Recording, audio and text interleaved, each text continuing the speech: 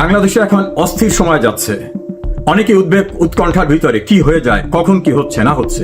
এর ভিতরে নতুন করে সংযোজিত হয়েছে গণমাধ্যমে যারা কথা বলেন, সাংবাদিক, রাজনৈতিক বিশ্লেষক, তাদের ধারণা ডক্টর ইউনূসের যে রাজমহল, তার যে প্রাসাদের যে অন্দরমহল, সেই অন্দরমহলে আন্তঃকন্দলের আগুন এখন দাউ দাউ করে জ্বলে উঠেছে। আগুনের বহ্নিশিখা প্রকাশিত হচ্ছে তাকে যারা নিয়োগ দিয়েছে এবং তিনি তাদেরকে দিয়ে রাজনৈতিক দল করেছেন তাদের বিভিন্ন বক্তৃতা বিবৃতিতে তারা বলছেন যে এই ইউনূস গাদ্দার, এ বেঈমান, এ বিশ্বাসঘাতক। এই কথাগুলো শেখ হাসিনা অনেক আগে বলেছিল যে এ লোভী, এ নিজেটা ছাড়া কিছু বোঝে নাই। তখন এরা মনে করছে সপ্ত আসমান থেকে নেমে আসছে, অন্য গ্রহ থেকে নেমে আসছে এই ডক্টর মোহাম্মদ ইউনূস। কি সুন্দর হাসে, কথা বলে, কি সুন্দর অর্ডিনারি পোশাক পরে, কি নির্মোহ। এখন বোঝা গেছে নির্মোহ কি। আন্তঃকন্দল এমন জায়গায় গেছে যে ইউনূসের একজন অ্যাডভাইজার সৈয়দ রেজওয়ানা, তিনি বলছেন যে এনসিপি কি বললো না বলতে কিছু যায় আসে না, ইলেকশন হবে। এক সপ্তাহ আগেও কি এনসিপি সম্পর্কে এই ভাষায় কথা বলা যেত? ইউনূসের প্রেস সেক্রেটারি তিনি বলছেন যে নির্বাচন হবেই। এই ঔদ্ধত্য কি দেখাতে পারত কদিন আগেও? রাখি বন্ধন ছিন্ন হয়ে গেছে, এখন মহাবিরহ দুই পক্ষের মধ্যে। আলটিমেটলি কি হতে যাচ্ছে? ডক্টর ইউনূস সম্পর্কে এই তরুণ ছাত্ররা বা যারা নতুন উদ্যোক্তা, তাদের ধারণা ছিল না।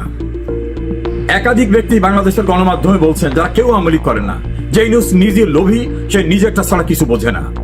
সাংবাদিক এম এ আজিজ, মঞ্জুর ইসলাম পান্না, মাসুদ কামাল, তৃতীয় মাত্রা জিল্লুর রহমান, আরো অনেকে পরিষ্কারভাবে বলছেন যে এই ব্যক্তি নিজেরটা ছাড়া কোনো কিছু বোঝেন নাই। কিভাবে? নিজের উপরে যে দুর্নীতির মামলা ছিল, মামলাগুলো প্রত্যাহার করে নিয়েছেন। 666 কোটি টাকা ট্যাক্স পাবে সরকার, সেই ট্যাক্স নিজে মওকুফ করেছেন। তার প্রতিষ্ঠান আগামীতে 5 বছর ট্যাক্স দেওয়া লাগবে না, সে ব্যবস্থা করে নিয়েছেন। নিজের গ্রামীণ বিশ্ববিদ্যালয় নিয়েছেন, ডিজিটাল ওয়ালেট নিয়েছেন এবং গ্রামীণ ব্যাংকের রাষ্ট্রের মালিকানার অংশটা কমিয়ে নিরঙ্কুশভাবে নিজের জায়গায় নিয়েছেন। আপন ভাতিজাকে ডেপুটি প্রেস সেক্রেটারি করেছেন। লামিয়া মোর্শেদ তার সঙ্গে কাজ করতো, তাকে এনে সচিবের পদমর্যাদায় বসিয়েছেন। স্বাস্থ্য উপদেষ্টা করেছেন। আমেরিকার সঙ্গে সম্পৃক্ত উনি, আমেরিকার যারা বসবাস করে ওখানকার নাগরিক, তাদের ওখান থেকে অনেককে নিয়ে এসে বিভিন্ন দায়িত্ব দিয়ে বসিয়েছেন। এমনকি কনস্টিটিউশন পারমিট করে না এমন সকল জায়গায় তিনি বসিয়েছেন। নিজের সব কাজ সিদ্ধি হয়ে গেছে। এখন উনি ওনার নিয়োগকর্তা, যাদের নিয়ে গর্ব করে বলতেন আমি কতদিন থাকবো এটা আমার নিয়োগকর্তারা জানে, যারা আমাকে নিয়োগ দিয়েছে। এখন নিয়োগকর্তারা বলছেন উনি বেঈমান, উনি গাদ্দার, উনি মুনাফিক। এই তিনটি শব্দ তারা বিভিন্ন বক্তৃতায় ব্যবহার করছেন। আমি সময়ের সংক্ষিপ্ততার জন্য সেই ভিডিওগুলো শোনালাম না। তারিখ বললেন ফেব্রুয়ারিতে নির্বাচন হবে না, এবং তারা দুজনই, নাসিরউদ্দিন পাটোয়ারি এবং হাসনাত আব্দুল্লাহ, বললেন লন্ডনে গিয়ে ডক্টর ইউনূস সেজদা করেছেন, সেজদা করে সরকার বেচাকেনা করে দিয়ে আসছেন। এখন এই ইউনূসকে, এই ইউনূসের নিয়োগকর্তা তো এই এনসিপি, এই ছাত্র আন্দোলনকারীরা।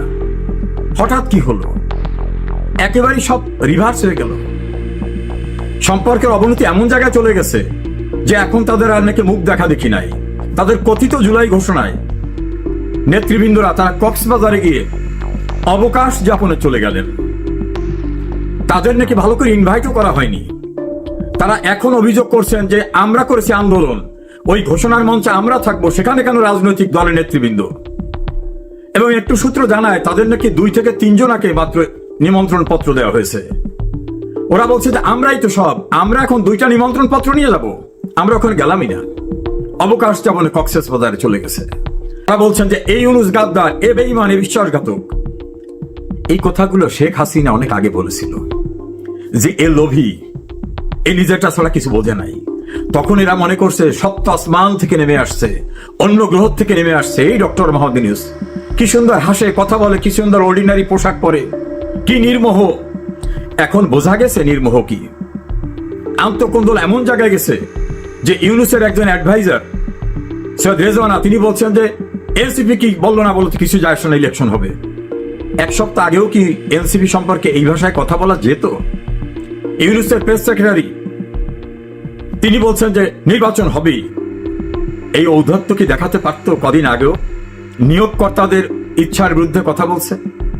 অন্যদিকে এই নিয়োগকর্তাদের কেউ কেউ কি জঘন্য ভাষায় বিএনপির ভারপ্রাপ্ত চেয়ারম্যান তারেক রহমানের নামের সঙ্গে একটা ফিমেল জেন্ডার যুক্ত করে জঘন্য ভাষায় গালিগালাজ করছেন। এমনকি বেগম খালেদা জিয়া সম্পর্কে। এমনকি মিছিল দিয়ে বলছেন চাঁদা আদায় হয় পল্টনে, চলে যায় লন্ডনে। আর ডক্টর জনাব তারেক রহমানের নামের পিছনে খুবই আপত্তিকর একটা শব্দ ব্যবহার করে স্লোগান দিয়েছেন। বলেছেন সারা বাংলাদেশ তারা দখল করতেছে, গরুরহাট, বাস স্ট্যান্ড, টেম্পু স্ট্যান্ড, এ দখলবাজ, এদের ক্ষমতা আসতে দেওয়া হবে না। এমনকি মিটফোর্ডে পাথর দিয়ে একজনকে নির্মমভাবে চাঁদা না দেওয়ার দায়ে মেরে ফেলার ঘটনা উল্লেখ করে তারা বলছেন যে আমরা এক পক্ষকে তাড়িয়েছি আর একজনকে ক্ষমতা আনার জন্য না। যে ভাষায় ঢাকা ইউনিভার্সিটিতে ফিমেল একটা মেল অর্গান উল্লেখ করে যে স্লোগান বিএনপির বিরুদ্ধে দিয়েছে, আমার মনে হয় না বাংলাদেশের ইতিহাসে কখনো এমন শব্দ দিয়ে কোন স্লোগান হয়েছে। একই ভাষায় জামাত ইসলামীও বিএনপিকে গালিগালাজ করেছে অশ্লীল অশ্রাব্য ভাষায়, এবং বলা হয়েছে সারা দেশ লুটপাট করছে যারা, তারা ক্ষমতা আসবে এটা যেন তারা না ভাবে।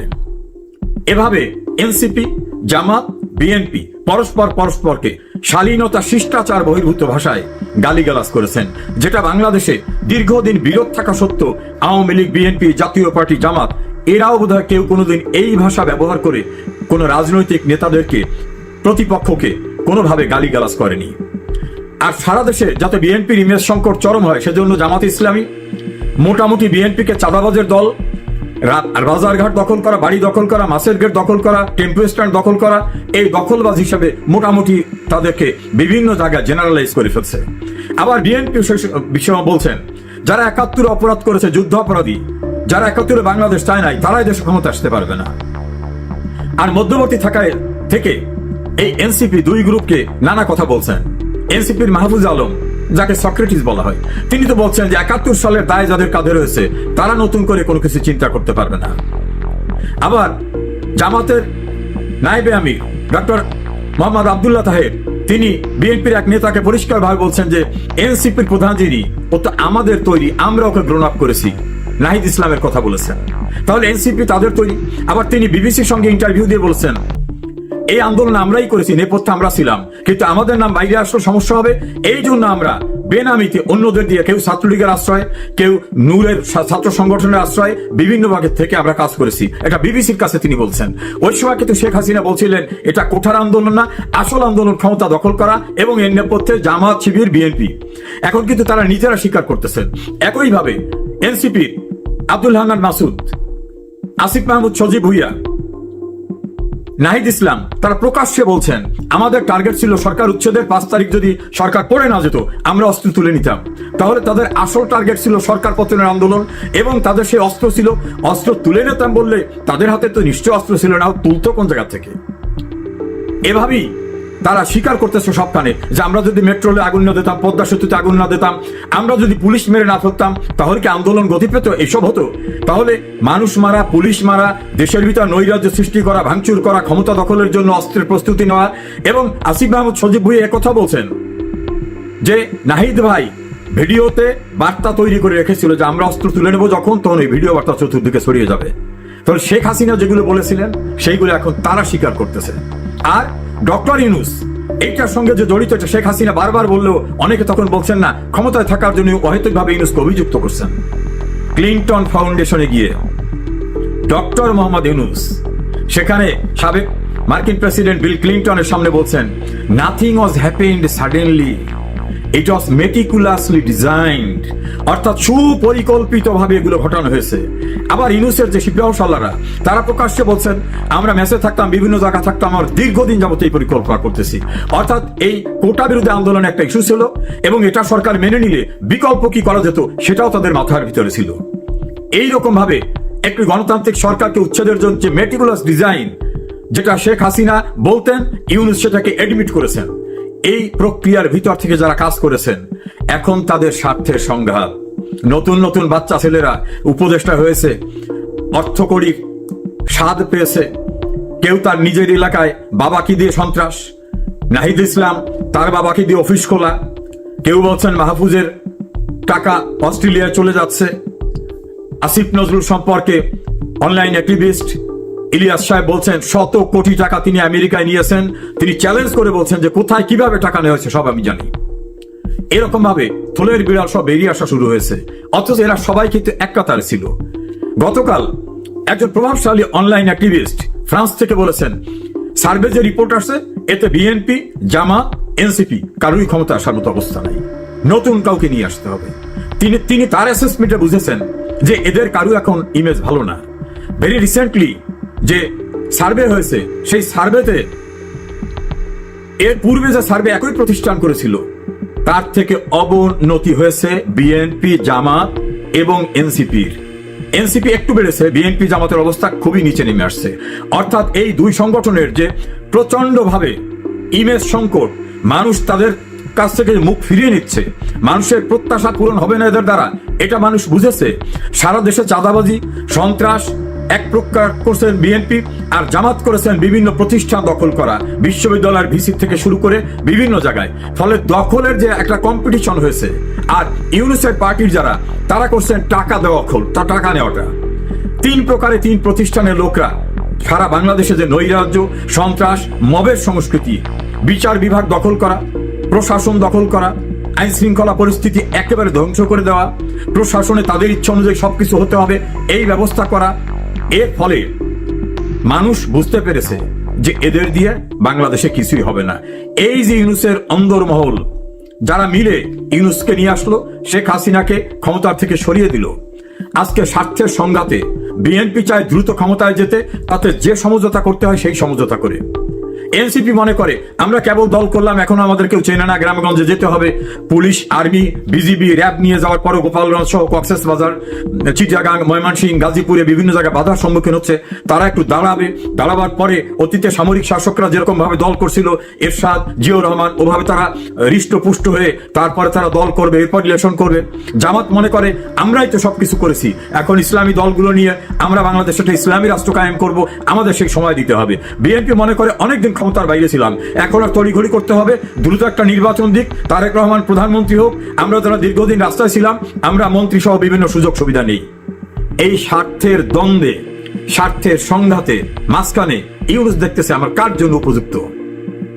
ইউনূস মনে করছে এই ছাত্ররা এগুলি হবে না, এরা এখন পুলিশ, র্যাব, আর্মি দিয়েও কোথাও যেতে পারে না, এদের দিয়ে হবে না। জামাতকে নিয়ে নানা রকম ট্যাগ আছে, এরাও পুরোপুরি পারবে বলে মনে হয় না। বিএনপির সঙ্গে সমঝোতা করি। বিএনপিও তা মনে করছে যে উনি বিদেশের সঙ্গে যদি কোনো চুক্তি করে থাকে, বাংলাদেশে বিদেশিদের বেস করতে দেবেন, সেন্ট মার্টিন ছেড়ে দেবেন, উনি আমাদের পোর্ট দখল করে নিয়ে যাবেন বিদেশিদের হাতে দিয়ে, উনি নিজের যে সুযোগ সুবিধা সেগুলো নেবেন, উনি যা নেয়নি, আমাদের দ্রুত ক্ষমতায় যেতে হবে। আর ইউনূস মনে করছে আমার যা হবার হয়ে গেছে, কাজে এখন আর পিছনে তাকাবার দরকার নাই। যার শক্তি ইউনূসের দৃষ্টিতে বেশি, ইউনূস তার সঙ্গে সমঝোতা করেছেন। নাসির উদ্দিন পাটোয়ারি এবং হাসনাত আব্দুল্লাহর ভাষায় লন্ডনে এসে সেজদা করে সরকার বেঁচে দিয়ে গেছেন। শোনা যাচ্ছে দিল্লিতে তিনি অফিস করেছেন, তার বাসায় নিয়মিত বৈঠক হয়। আর দিল্লির যে ডাউন টাউন, যেখানে রাজনৈতিক দলগুলোর অফিস রয়েছে, এখন সেটা কি নিজামুদ্দিন, নাকি সফদরজং রোড, নাকি অন্য কোথাও, সেটা এখন স্পষ্ট আমরা জানি না। আর অন্যদিকে কলকাতাতে আওয়ামী লীগের যে অফিস, সে অফিস জুড়ে সবসময় একটা হই হই রই রই ভাব। ঢাকাতে যেভাবে আওয়ামী লীগের অফিসের একটা রমরমা অবস্থা ছিল, তার সেটা অনেক বেশি। Justice বিকামে political club. বাংলাদেশে যারা ছিলেন তাদের অনেক কাজ ছিল, আর এখন দিল্লিতে কিংবা কলকাতাতে যারা আছেন তারা আসলে অখণ্ড অবসরে আছেন। পেপারে আসছে অনেক মন্ত্রী যারা সাবেক চুলে কলপ মাখছেন, ফেসিয়াল করছেন, অনেকে নিয়মিত ব্যায়াম করছেন যারা কখনো ব্যায়াম করেনি, অনেকে শরীর ফুলাচ্ছেন, পেশি বানাচ্ছেন। এবং সাম্প্রতিক সময় যেটা দেখা গিয়েছে যে গত 4-5 মাস আগে যাদেরকে খুব বিমর্ষ, মলিন দেখা যাচ্ছিল, তাদের ইদানিংকালের যে কথাবার্তা এবং ছবি, তা দেখে মনে হচ্ছে তারা বেশ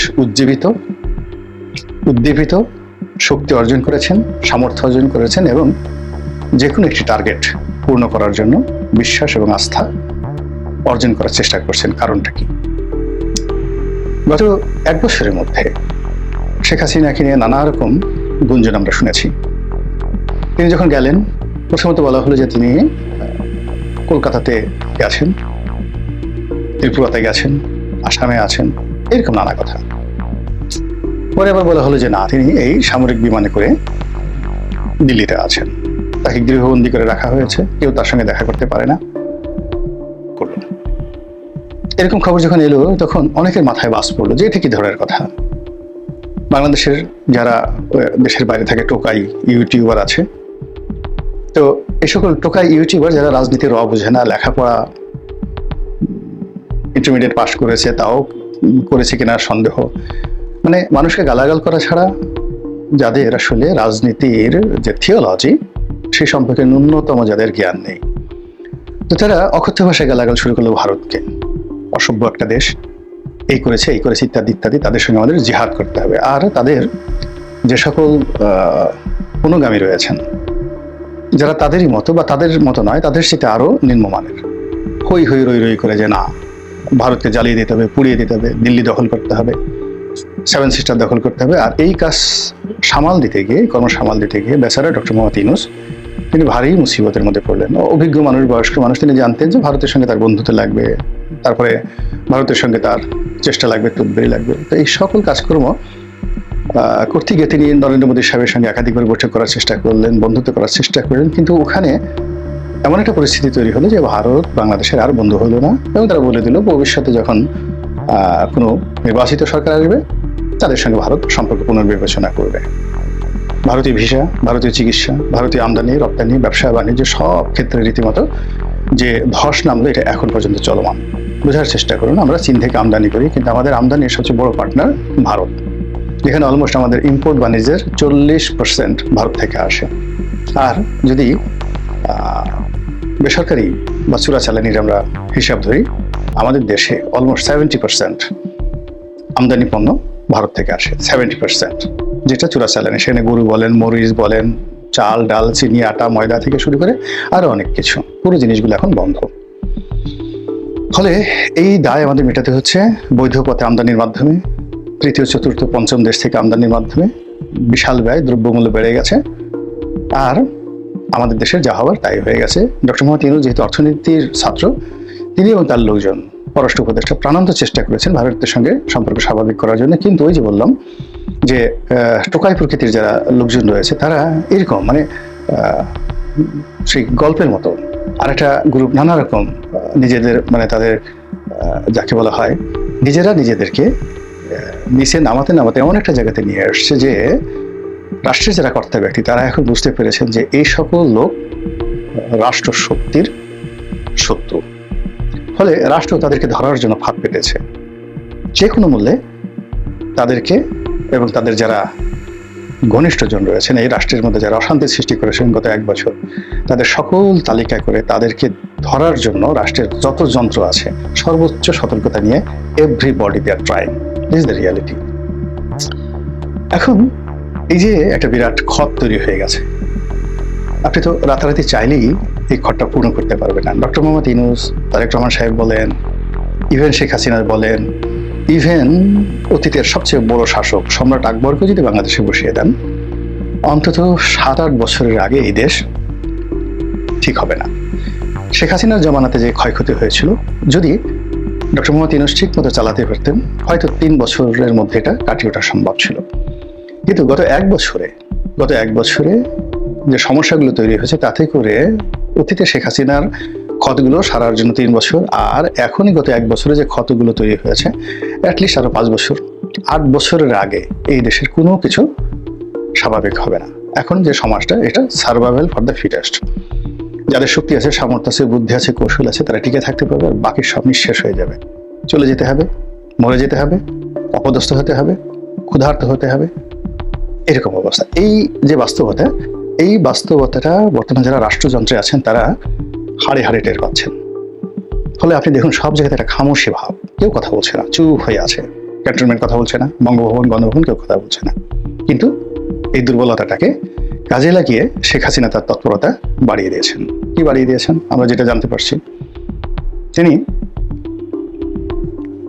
আগামীতে নির্বাচন হবে, সেই নির্বাচনে অংশগ্রহণ করবেন। Can you imagine?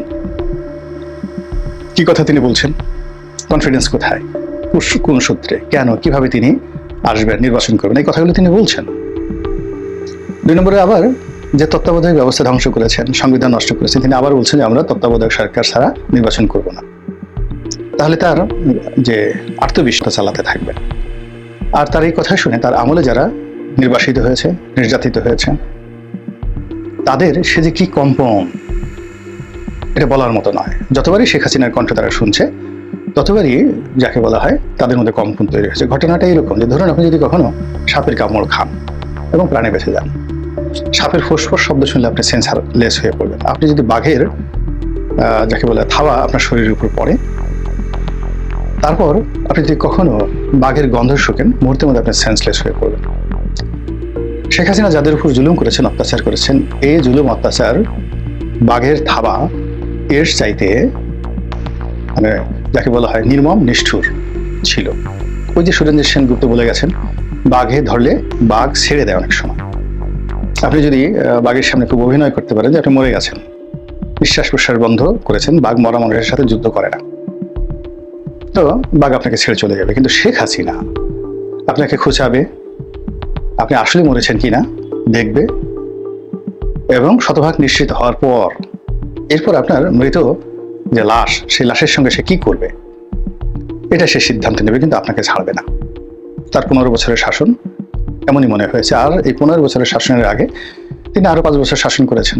সব মিলিয়ে 20 বছর তিনি রাষ্ট্র চালিয়েছেন। Can you imagine? 20 বছর সম্রাট শাহজাহানও 20 বছর দিল্লির সিংহাসন চালিয়েছেন। জাহাঙ্গীরও 22 বছরের মতো সিংহাসন চালিয়েছেন। আর এর বাইরে তিনি দল চালিয়েছেন 1981 সন থেকে কন্টিনিউয়াসলি। আওয়ামী লীগের মতো একটা বড় দল চালানো, একটা রাষ্ট্র চালানোর চাইতে অনেক বড়। মালদ্বীপের মতো একটা ছোট রাষ্ট্রে কয়জন জনগণ? আওয়ামী লীগের ভোটার সংখ্যা যদি 18 কোটি মানুষ যদি ধরেন, তার 35% যদি আওয়ামী লীগের ভোটার হয়, তারপর তার যারা সহযোগী রয়েছে তাদের যদি আরো 15% হয়, তাহলে 50% জনগণ যারা শেখ হাসিনার কথায় অতীতের মধ্যে এখনো নড়াচড়া করছে, তাহলে 9 কোটি মানুষ।